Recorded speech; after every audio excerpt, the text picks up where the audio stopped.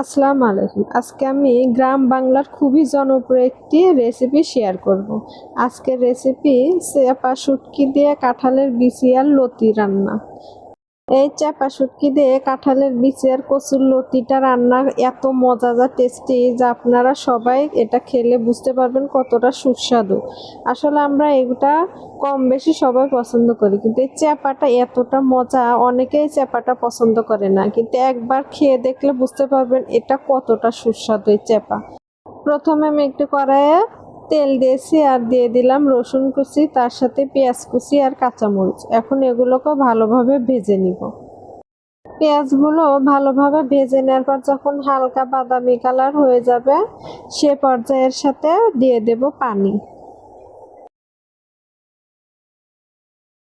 সামান্য পরিমাণ পানি দিয়ে এখন এর সাথে মশলা অ্যাড করে দেব। দিয়ে দিচ্ছি স্বাদ মতো লবণ, 1 চা চামচ রসুন বাটা, 1 চা চামচ দিয়ে দিচ্ছি আদা বাটা আর 1 চা চামচ পেঁয়াজ বাটা।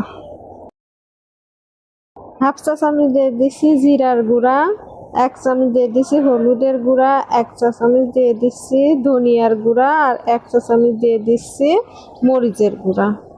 ঝালটা আপনারা আপনাদের পছন্দ মতো দিতে পারেন, তবে এর সাথে ঝালটা একটু বেশি দিলে খেতে আরও বেশি মজা লাগবে। এখন মশলাগুলো ভালোভাবে কষিয়ে এর মধ্যে অ্যাড করে দিব চাপা।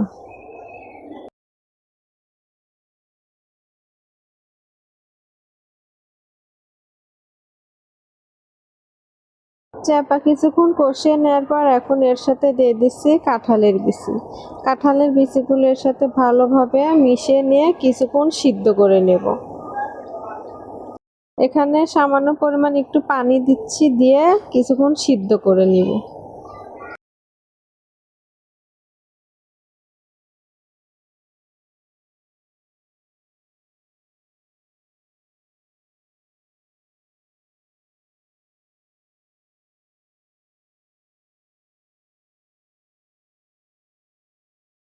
কাঁঠালের বিচিগুলো ভালোভাবে সিদ্ধ করে নেওয়ার পরে এখন এর মধ্যে দিয়ে দিচ্ছি কচুর লতি। কচুর লতি ভালোভাবে মিশিয়ে আরও কিছুক্ষণ কষিয়ে নিব।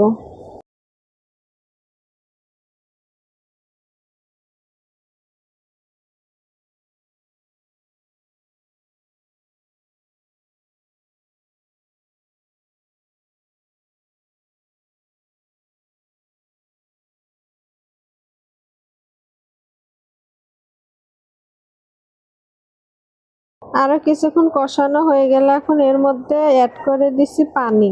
এখানে আমি গরম পানি দিয়ে দিচ্ছি 1 কাপ। ঢাকনা দিয়ে কিছুক্ষণ রান্না করে নিচ্ছি। কিছুক্ষণ রান্না করার পরে একদম রেডি হয়ে গেছে। দেখুন, চাপা শুটকি দিয়ে কচুর লতি আর কাঁঠালের বিচি। এখন এটা একটি বাটিতে আমি ঢেলে নিচ্ছি।